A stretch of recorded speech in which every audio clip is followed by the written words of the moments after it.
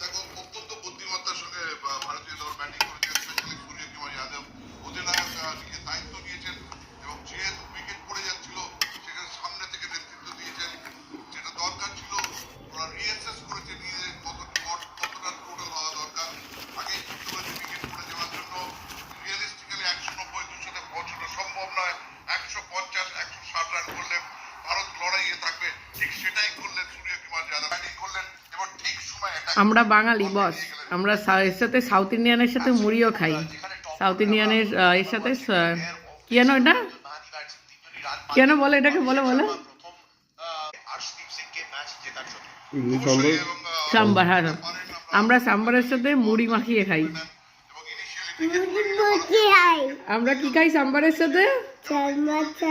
মুড়ি খাই। আমরা বাঙালি।